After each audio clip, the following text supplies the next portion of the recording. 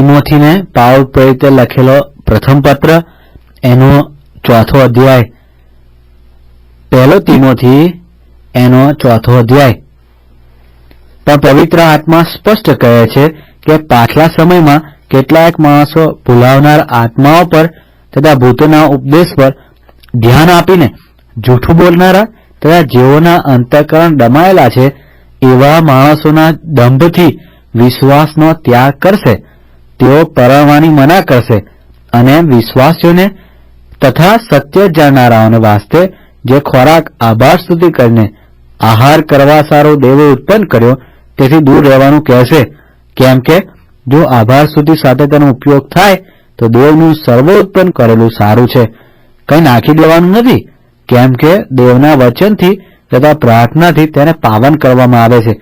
આ વાતો તરફ ભાઈઓનું ધ્યાન ખેંચવાને તું ખ્રિસ્ત ઈસુનો સારો સેવક થઈશ અને જે વિશ્વાસની તથા સારા ઉપદેશની વાતો પ્રમાણે તું અત્યાર સુધી ચાલતો આવ્યો છે તેઓથી તારું પોષણ થશે. પણ અધર્મી તથા કપોળ કલ્પિત કહાણીઓથી અલગ રહે અને ઈશ્વર પરાયણતાની કસરત કર. કેમ કે શરીરની કસરત થોડી જ ઉપયોગી છે, પણ ઈશ્વર પરાયણતા તો સર્વ વાતે ઉપયોગી છે. કેમ કે તેમાં હમણાંના તથા હવે પછીના જીવનનું પણ વચન સમાયેલું છે. આ વાત વિશ્વસનીય તથા સંપૂર્ણ રીતે અંગીકાર કરવા યોગ્ય છે. એ હેતુથી આપણે એને સારું મહેનત તથા શ્રમ કરીએ છીએ.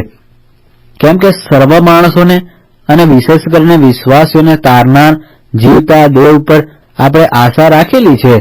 આ વાતો ફરમાવજે તથા શીખવજે.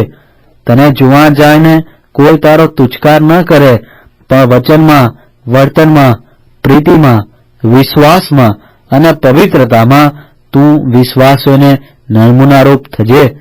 હું આવું ત્યાં સુધી શાસ્ત્ર વચન પર, બોધ કરવા પર તથા શિક્ષણ આપવા પર ખાસ લક્ષ્ય રાખજે. જે કૃપાદાન તારામાં છે, જે પ્રબોધકો દ્વારા વડીલોના હાથ મૂકવાથી તને આપવામાં આવ્યું હતું, તે વિશે તારે બેદરકાર રહેવું નહીં. એ વાતોની ખંત રાખજે. તેઓમાં તલ્લીન રહેજે કે તારી પ્રગતિ સર્વના જાણવામાં આવે.